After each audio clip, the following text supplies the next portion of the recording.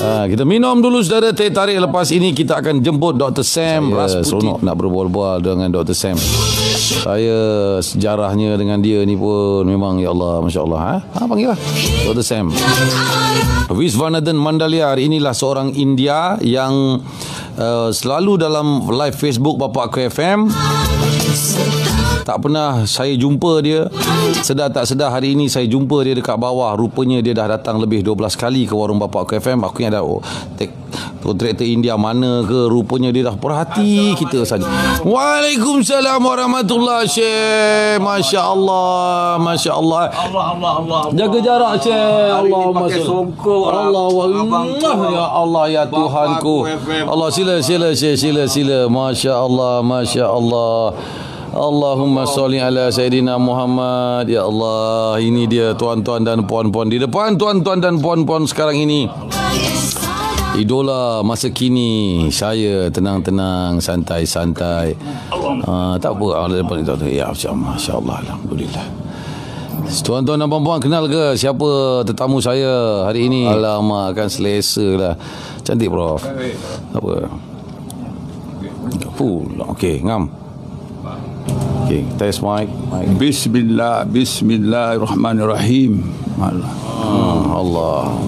Masya Allah. Silakan tuan. Dia tak melekat dia. Tak melekat, memang tak melekat je.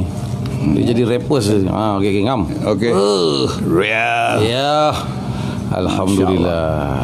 Assalamualaikum warahmatullahi wabarakatuh. Waalaikumsalam warahmatullahi wabarakatuh. Masya Allah. Adik, hari ni aku tengok kau ni macam ustaz pula.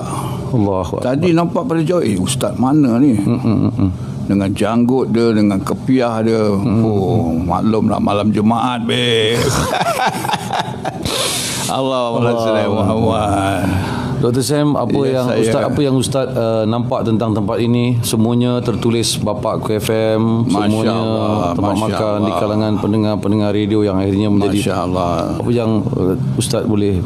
Janganlah panggil saya Ustaz. Ustazah.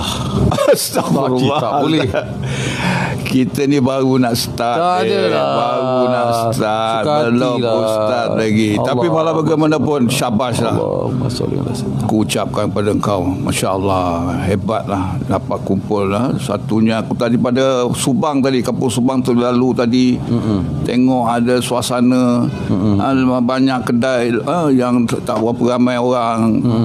Tapi bila aku sampai sini, aku terperanjat tengok, Masya Allah, dalam keadaan sekarang ni dengan orang panggil PKP, Alhamdulillah, kau dapat tarik ini. Masya Allah, hebat. Alhamdulillah, syukur. Pada mula datang tadi pun orang penuh, sampai sekarang pun masih lagi. Ini satu hebat lah. Syabas lah, tahniah. Untuk makluman tuan-tuan dan puan, saya pernah menjemput Dr. Sam ke kampung saya. Ya, ingat 2-3 tahun yang lepas di Bukit Bangkong. Ya, kita tahlil, kita relax santai-santai. Ya, bersama tak silap saya Mail Wing saya. Mail Wings. Mail Wings. Dengan peminat-peminat dia. Masya Allah, seluruh Malaysia datang. Kacau dodol sampai pagi. Tahlil Subhanallah, tahlil semua. Surau pula dekat pula tu Allah, hidayat inilah yang kita tak sangka. Itu ketika itu Dr. Sam memeriahkan suasana dan saya nak bagi tahu dengan Dr. Sam, saya sedih, saya hiba. Sebab apa? Ketika Dr. Sam datang ke tempat saya, ke rumah saya, ke kampung saya, imam surau tu terpesona dengan hubungan kita, hubungan baik kita, hingga dia tak bergerak hinggalah kesudah acara Dr. Sam. Allah. Satu lagi, dia adalah orang paling kaya di jalan pasar tu. Allah. Yang kedua, dia baru saja meninggal dunia. Inna lillahi wa inna ilaihi raji'un. Semoga Allah terima segala amalan dia, masukkan dia bersama golongan orang-orang solihin. Amin ya Allah. Baru lagi ke atau? Baru lagi. Ya, Masya Allah. Yang ketiga, saya pernah jumpa Dr. Sam di Kampung Mukut, Pulau Tioman. Kepada anda yang tak tahu, saya pernah cakap itulah kampung saya. IC alamat saya pun sekarang kat situ. Dan Dr. Sam pernah membawa jemaah-jemaah ke situ dan diraikan oleh orang kampung. Itu juga saya tertarik. Allah, terima kasih lah. Masa tu tahun silap saya 2003-2004 gitu lah. Masya Allah. Bersama dengan kumpulan Inawa masa tu. LG pun ada masa tu. LG pun ada masa tu. Masya Allah, meriah. Apa yang hebatnya tempat tu, tuan-tuan, kami tertarik sangat. Sebab apa? Bila Tok Pengulu tahu yang budak-budak band boy ni ada, maka dia ada satu dewan dekat situ. Betul. Kan?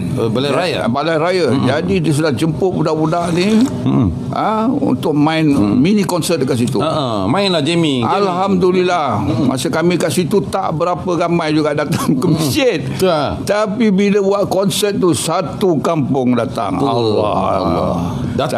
Datang jugalah. Tapi alhamdulillah lah, dapat jugalah sampaikan dakwah kepada mereka supaya dapatlah mereka memakmur ke masjid tu. Jadi alhamdulillah lah. Jadi mission tu dapat jugalah accomplish. Dr. Sam membawa ke sana ke sini, keluar 3 hari, keluar 14 hari, keluar 40 hari, keluar, dan kadang-kadang membawa artis-artis. Kenapa sekarang ramai artis sudah terikut-ikut dengan Dr. Sam? Silakan. Itu bukan sebab saya lah, ini semua Allah Subhanahu Wa Taala. Allahumma sholli ala sayyidina. Allah Subhanahu Wa Taala kalau nak bagi hidayah tu pada siapa dia suka ya. Apa sekarang alhamdulillah orang semua nak senang mencari, semua nak kepada kebaikan. Jadi alhamdulillah bila mereka lihat dengan usaha dakwah ni dengan penuh kasih sayang, kan? Jadi alhamdulillah mereka tertarik, dan alhamdulillah dapat bawa mereka baru ni dapat bawa Datuk Nes sama-sama. Alhamdulillah dia pun seronok melihat suasana sebenar. Ya, suasana kasih sayang tu. Ini yang kita nak lihat, kasih sayang. Sebab hari ni kasih sayang ni dah terluput dalam bukan setakat agama kita, dalam bangsa kita dan semua dah tak ada lah, kan? Ni kita bagi salam pun kepada orang yang kita kenal aja. Sebenarnya kita kena bagi salam kepada semua orang. Jadi inilah kita dah belajar untuk keluar, untuk nak belajar kasih sayang, sudah hidupkan balik. Hanya senyap dalam agama je lah kita dapat kejayaan dunia dan akhirat. Sebab hari ni kita semua supaya kita tahu, tapi oleh kerana iman kita lemah tu. Sebab kita keluar ni Ismail, sebenarnya kita keluar ni untuk nak berusaha iman kita. Supaya bila dengan keluar suasana iman bersama-sama orang yang beriman, sama tentang usaha buat atas iman. Jadi nak tak nak kita pun dapat sikit dia punya aura tu. Dan 3 hari kita balik, kita boleh rasa diri kita, Masya Allah, dulunya aku ni semayang juga, kan? Tapi dah balik 3 hari, mula-mula dah fikir nak jaga semayang. Sebab apa? Bila satu buang tu dia jaga semayang, Allah bagi dia 5 jaminan. Bukan sekat orang yang semayang, tapi jaga semayang. Pertama, Allah akan memberkati rezeki dia masuk hidup. Kedua, masuk dia masuk kubur, Allah akan luaskan kubur dia. Allah akan bagi buku catatan belah kanan dia, titi sirat pantas seperti kilat, masuk syurga tanpa hisap. Orang yang jaga semayang. Jadi inilah kita nak usahakan, supaya dengan semayang kita dapat tarik rahmat Allah, dapat tarik khazanah Allah. Kita ni semua ada masalah, dan Allah bagi kita semayang ni untuk kita nak selesaikan masalah tu. Sebab itulah DR Sam 2 rakaat selesai all masalah. 2 rakaat selesai all masalah. 2 rakaat selesai all masalah. Masya Allah. Yang jadi masalah ni nak buat 2 rakaat tu. Saya sendiri pun kadang-kadang masalah juga. Allah, lemahnya ya Allah. Ada hari ini kita terima kasih banyak ya Allah. Masya Allah. Dr. Sam, saya sebenarnya saya malu. Apa yang nak malukan Isma? Saya malu pada Tuan. Saya malu dengan Tuan. Sebab apa? Tuan orang yang Masya Allah peminat beratus-ratus ribu. Masya Allah. Salah. Kan? Saya apa ada, kan? Saya malu sebab Tuan selalu mengajak saya keluar, tapi saya tak pernah ikut. Saya malu sebab Tuan sampai Tuan membawa apa yang Tuan selalu buat dekat masjid dan di tempat-tempat orang lain, Tuan buat di tempat saya, di kampung saya. Allah. Itulah sebenarnya suasana yang ada, yang Tuan selalu buat di dalam masjid. Tapi Tuan buat di halaman rumah saya. Saya tidak pernah pergi dengan tak pernah hadir dengan apa yang Tuan jemput selama bertahun-tahun. Termasuklah Kak PD juga. Saya jadi pengacara juga. Tuan bersama membawa acara itu ke atas pentas dengan hati-hati. Saya tak pernah ikut lagi, cuma sekadar pengacara. InsyaAllah. Kemudian Tori Datuk Nes pun datang sini. Datuk Nes dengan Ayub ajak saya. Kalau saya pergi melangkahkan kaki pertama, itulah dia. Amin ya Allah. Dan ketika kat Pulau Tioman pun sebenarnya apa yang tuan buat sebenarnya di dalam masjid tu, orang kampung saya pun cuma sekadar di beranda dan bagi seko 2 pelanduk aja masa tu. Amin ya Allah. Itulah, nanti saya sebenarnya malu dengan orang macam tuan. Dan saya selama saya di radio ini, saya tidak pernah negatif dengan orang-orang yang bergelar karkun macam tuan. Dan apabila negara kita kena test dengan COVID, orang seperti tuan pada awalnya dihina, dicaci, dimaki, tapi dengan kesabaran itu akhirnya orang tahu kenapa dijatuhkan kepada orang yang macam seangkatan dengan tuan rupanya. Sebab nilai kesabaran dan keimanan itu tinggi sangat. Terima kasih Dr. Sam. Saya malu dengan tuan. Jangan malu dengan Allah. Saya tak ada apa-apa semua. Allah Akbar. Balik kembali pada zaman kluster tabligh tu, Ismail. Silakan tuan. Saya yang betul-betul terasa dibayanglah masa tu saya tengah keluar. Dah habis nak dekat 40 hari tu, saya pun nak balik lah. Masa tu nak balik, besok tu yang PKP tu. Jadi masa balik saya pun faham lah. Rumah saya ada cucu 2 orang. Jadi mereka mula-mula tak bagi saya masuk rumah. Allah, itu yang sungguh sedih. Bayar tu kita balik rumah. Rumah bukan nanti tak bagi. Dia cakap yelah, macam khawatir. Dia khawatir kan. Dia duk risau, anak pun duk risau. Dah pergi cek. Sedangkan kami dah mula-mula dah pergi dah. Pergi swab tu saringan. Bila dapat berita je, besok tu terus kami pergi Sri Bitali buat saringan. Alhamdulillah lah, semua dah negatif lah. Tapi dia orang minta nak suruh buatlah sekali. Nak masuk rumah ni kena buat. Itu yang saya mungkin mula tak boleh terima lah kan. Sebab saya dah buat dah. Tapi saya faham lah kan, buat masa tu. Itulah saya punya rasa sedih je kan. Tapi Alhamdulillah, tapi saya cuba bersabar. Saya cakap dengan baik macam ni lah. Bagi Abuya duduk asing. Saya terpaksa lah mengasingkan 2 minggu duduk bilik seorang. Allah. Sampai dengan tengok watch video call, padahal orang rumah duduk bilik sebelah je. Video ramai pendengar-pendengar radio di kalangan mereka yang terbabit dengan COVID dan juga mereka yang menjaga hospital COVID di Sungai Buloh. Dia kata dia tidak pernah melihat what COVID atau what di Sungai Buloh semeriah, semakmur pada ketika itu. Sebab inilah kita punya latihan masa kita keluar ni. Inilah kita nak cuba hidupkan agama ni. Mana bukan setakat dekat masjid, di mana-mana kita pergi. Mana bila time semayang, kita semayang berjemaah, time itu buat taklim, nak hidup agama. Jadi Alhamdulillah, orang nampaklah terkesan. Alhamdulillah lah. Tapi sebenarnya COVID ni nak memperkenalkan satu rahmat jugalah pada orang, siapanya orang tabligh yang sebenar kan. Sebab dulu dia ingat ini keluar ni buat apa nak keluar kan. Jadi Alhamdulillah sekarang baru orang faham lah kan. Alhamdulillah sekarang ni pun dah ramai pun dah nak keluar. Tapi banyak kena kita pun beritahu, tunggulah, sabar-sabar dululah. Sebab sekarang ni pun kita boleh keluar juga, tapi di rumah-rumah, tapi dengan bilangan yang antara 4-6 orang saja. Jadi insyaAllah azam semua satu hari kita dapat keluar bersama-sama, insyaAllah. Barakallah. Tuan Ustaz Dr. Sam, terima kasih banyak-banyak. Lepas ni kita keluar, kita menyapa kawan-kawan kita yang kat luar pula, dengan mengajak tetamu-tamu kita di atas pentas. Masya-Allah. Silakan. Barakallah, jazakallah semua. Alhamdulillah. Terima kasih Ustaz, terima kasih Ustaz ya. Ustaz. Terima kasih tuan. Masya-Allah. Allahu Akbar. Okey, kita setting dekat luar. Sebentar lagi saudara, jangan ke mana-mana, terus bersama kami di Bapak FM. Jangan ke mana-mana selepas ini. Terima kasih. Kalau anda rasa terhibur, anda rasa terkesan, anda ingin sama-sama menyumbang, silakan saudara 5642-2163-7934 akaun Bapak FM. Dan kalau anda suka dengan perbualan kami dan pengisian kami di atas pentas, anda bolehlah sama-sama menyumbang dan sama-sama bagi bintang. Terima kasih yang di bawah sana, selamat menjamu selera. Terima kasih banyak-banyak. Untuk membenarkan kitab yang terdahulu daripada kitab Taurat. Nabi Isa AS tak bawa ajaran baru. Nabi Isa AS tak bawa cerita dan kisah baru. Bahkan Nabi Isa AS telah diutuskan sebagaimana Nabi-Nabi terdahulu diutuskan. untuk bawakan hati manusia dan seluruh hamba kepada pentauhidan kepada Allah. Yakin dan mengaku bahawa tiada Tuhan selain Allah, tiada yang berkuasa selain Allah, tiada bagi mudarat manfaat selain Allah. Selain Allah semua makhluk dan tak boleh buat apa-apa. Matahari tak boleh bagi cahaya yang bagi cahaya Allah. Api tak boleh bagi sifat membakar Allah. Ketika Nabi SAW bertemu dengan keluarga Sumayyah radhiyallahu taala anha, ketika mana mereka disiksa, dijemur di tengah padang pasir, Ammar ibni Yasir radhiyallahu taala anhuma, satu orang sahabat Nabi, disalai badan dia di atas api. Hari ni saya pergi semayang, tuan-tuan pergi semayang, kita baca Quran, kita tak ada ujian macam ni. Kita tak diludah pun kerana agama ni.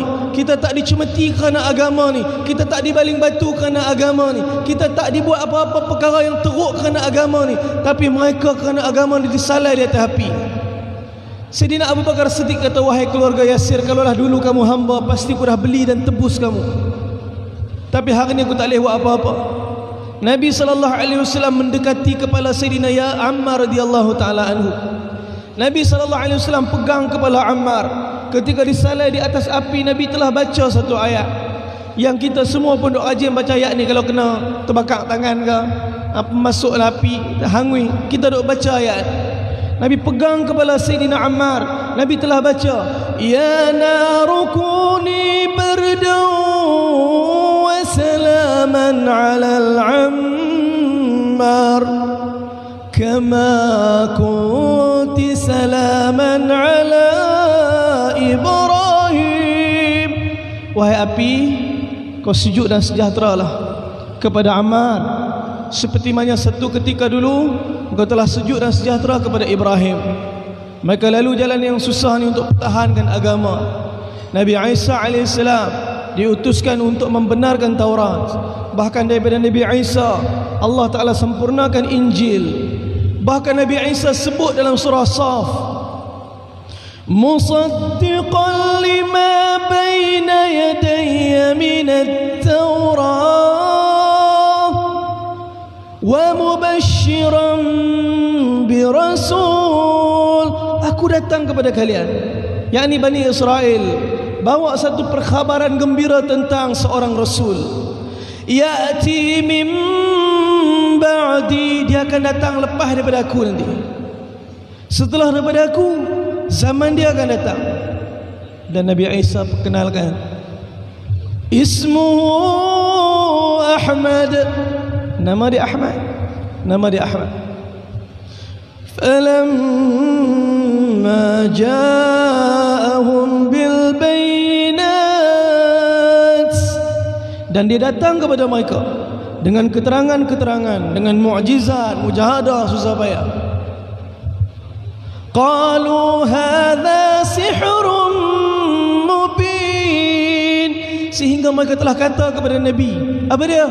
Ini semua sihir, ini semua sihir. Tuan-tuan, seluruh kota Mekah ketika awal Nabi buat dakwah, seluruh kota Mekah telah dicucuk dengan jarum kebencian kepada Nabi. Mereka telah mengatakan kepada setiap orang yang datang tunaikan haji, mengelilingi Kaabah dengan telanjang ketika itu, menyembelih korban di depan Lata, Hubal, berhala-berhala mereka. Mereka telah menyucuk jarum kebencian kepada Rasulullah. Mereka kata kepada setiap pengunjung, kalau kamu masuk nanti buat haji, tawaf Kaabah, jauhilah lelaki sekian. Dia mensifatkan ciri Nabi SAW. Takdir Allah, satu jemaah telah masuk dan mereka telah tahan jemaah, dan mereka telah menakut-nakutkan jemaah ni dengan Nabi kita SAW. Seperti biasa mereka kata, jangan kamu kalau jumpa lelaki ni, maka tutuplah telinga kamu, janganlah kamu dengar perkataan dia sihir, dia orang yang gila. Tuan-tuan, dalam jemaah ni ada satu orang lelaki yang nama dia Dimat. Dimat ni satu orang doktor, satu orang bomoh. Dimat beritahu, kalau lelaki ni gila, aku doktor, aku boleh ubat dia insya-Allah. Kalau perkataan dia sihir, aku pun belajar tentang sihir dan aku tak perlu takutkan lelaki.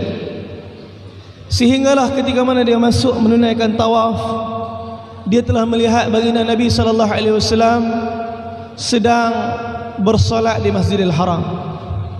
Tuan-tuan, dia tengok Nabi, dia kata ini dah lelaki tu, ini dah orang yang ditakut-takutkan kita tentangnya.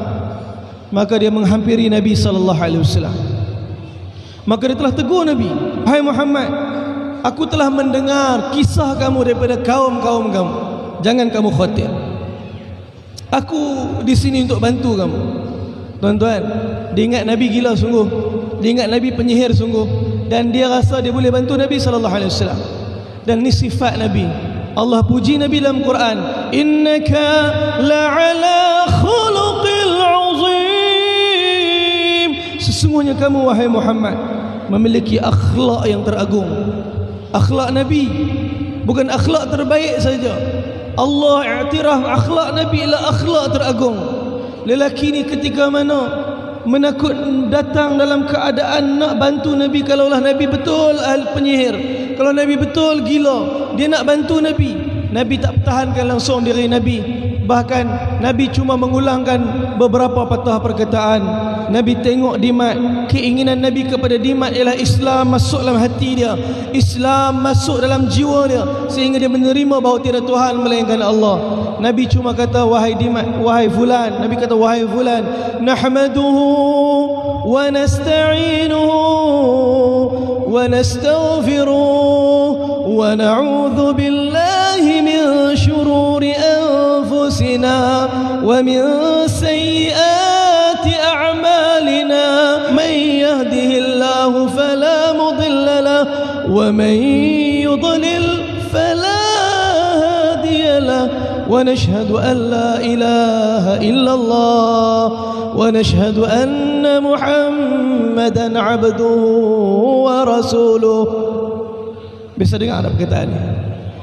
Dia selalu dengar masa khutbah, ustaz mula ceramah, orang nak mula tazkirah, maka mereka mulakan dengan perkataan ni. Tuan-tuan, ini perkataan yang Nabi telah baca pada Dimat.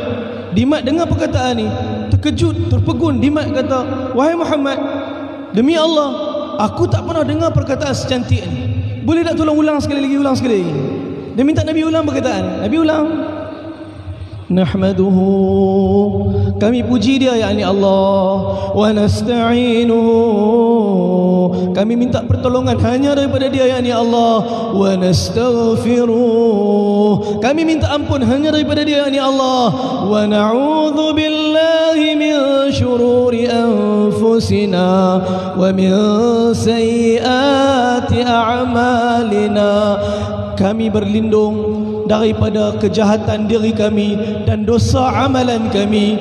"Man yahdihillah," siapa yang Allah bagi petunjuk pada dia, "fala mudhillalah," dia sekali-kali takkan sesat. "Wa man yudlil," siapa-siapa yang Allah sesatkan dia, "fala hadiyalah," sekali-kali dia takkan dapat petunjuk. "Wa nashhadu an la ilaha illallah," kami bersaksi tiada Tuhan melainkan Allah. "Wa nashhadu anna Muhammadan abduhu wa rasuluh," dan kami mengaku bahawa Muhammad itu Rasul dan hamba dia. Dimat dengar kali kedua. Dimat kata, "Demi Allah, aku tak pernah dengar kalam seindah ni. Boleh ulang sekali lagi?" Tuan-tuan, Nabi ulang kali ketiga. Selesai saja Nabi ucap perkataan ni buat kali ketiga, Dimat angkat tangan, dia kata, "Wahai Muhammad, bersaksilah, aku mengaku bahawa tiada Tuhan selain Allah. Aku mengaku bahawa engkau ialah Rasul dan hamba dia." Hari itu berubah keadaan Dimat, dan hari itu ialah hari yang paling bahagia untuk Dimat, dan dia telah masuk Islam kerana kerisauan dan susah payah Nabi. Hari ini kita semua dah Islam, makan kita pun dah kenyang. Hari ini nilai agama kita nak usaha untuk kita rasa harga nilai yang cukup mahal. Karena itulah pengorbanan telah dibuat. Ayahanda di Arsam tadi cerita berkenaan dengan khuruj. Kita usaha atas iman kita usaha atas amal kita, supaya kita balik bertemu dengan Allah dengan keadaan yang Allah redha pada kita. Tuan-tuan, saya minta maaf, ramai orang kadang-kadang bila Allah uji dia, dia kata, "Kenapalah Allah uji aku? Kenapalah Allah uji aku?" Dan ada orang jawab, "Allah uji kamu sebab nak tengok iman kamu tahap mana." Bawa bertenang tuan-tuan, minta maaf, sikit pembetulan. Allah tak perlu uji kita untuk tengok iman kita tahap mana. Allah tak perlu uji kita untuk tengok iman kita tahap mana. Allah Tuhan yang maha mengetahui. Allah Ta'ala sedang tahu iman saya dan tuan-tuan di saat dan ketika ni. Kita duduk makan, hirup tempoyak patin, kerak chicken chop, kunyah lencok. Lah ni tuan-tuan, di saat dan ketika ni Allah tahu iman kita tahap mana. Tetapi kenapa Allah uji kita? Allah uji kata para ulama sebab Allah nak bagi tahu kepada kita di saat dan ketika ni iman kita tahap mana. Supaya kita sendiri tahu ujian datang pada kita, apa perkataan pertama keluar pada mulut kita. Kalau perkataan pertama keluar selain Allah, risaulah dengan iman yang macam ni. Kerana kita tak tahu kalau kita mati dengan iman yang tak sempurna pada Allah, macam mana negeri akhirat kita. Semoga Allah Ta'ala terima kita bagi kekuatan untuk kita terus maju, yang kita tu istiqamah amal agama, dan kita fikir risau macam nak bentuk kasih sayang dan cinta untuk Allah sepenuhnya dalam kehidupan kita. Jazakumullah khair. Masya Allah, Masya Allah. Assalamualaikum Tuan DJ kita, Masya Allah. Oh, DJ Irwan. Dulu dia DJ FM, KLFM, Masya Allah.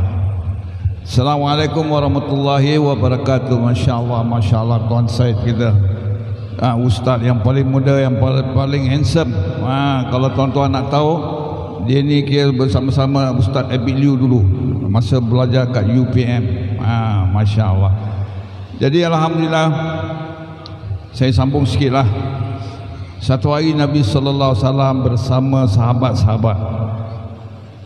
Tiba-tiba Nabi sallallahu alaihi wasallam berkata, beruntunglah, beruntunglah, beruntunglah, beruntunglah, beruntunglah, beruntunglah, beruntunglah Allah. 7 kali Nabi sallallahu alaihi wasallam. Maka sahabat-sahabat pun beritahu pada Nabi, kenapa sampai 7 kali?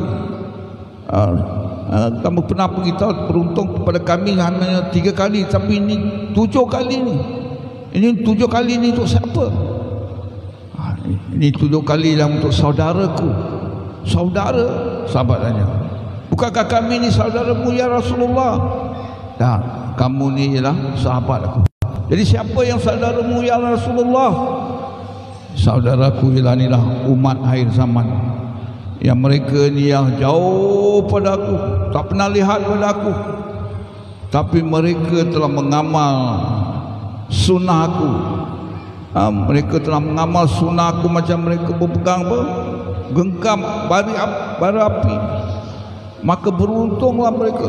Allahu Akbar. Jadi inilah kita kena sedar, tuan-tuan yang mulia, yang Nabi sallallahu alaihi wasallam telah beri berita gembira kepada kita. Makna kita ni beruntunglah menjadi umat kepada Nabi sallallahu alaihi wasallam.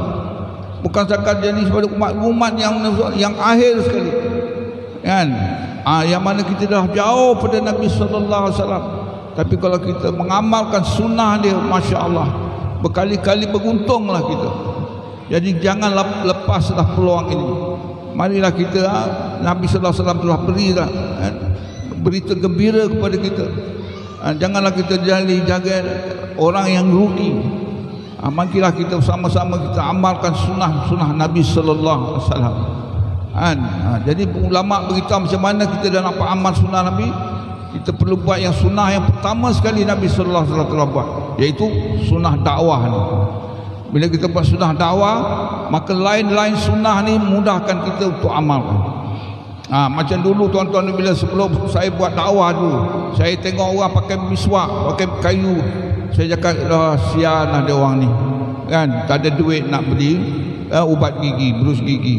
Saya tak tahu apa tu sunnah.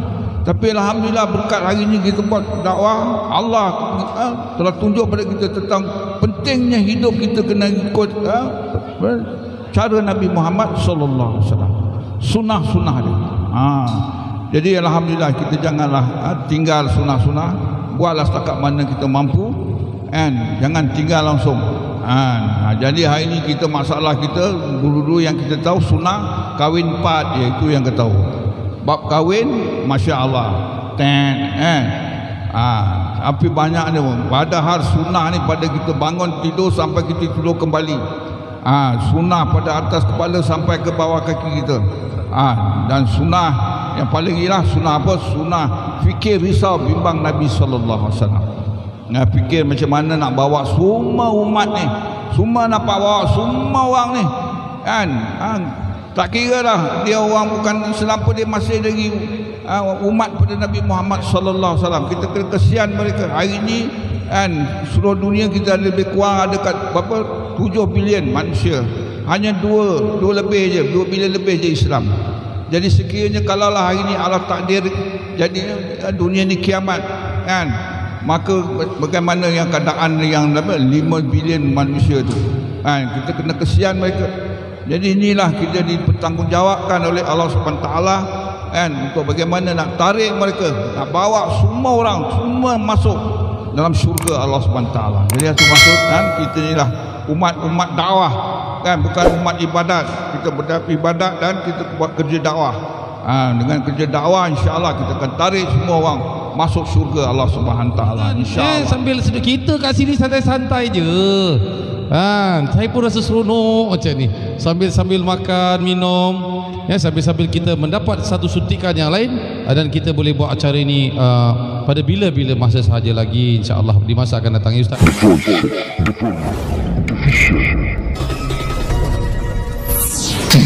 Khalifah Bangkit.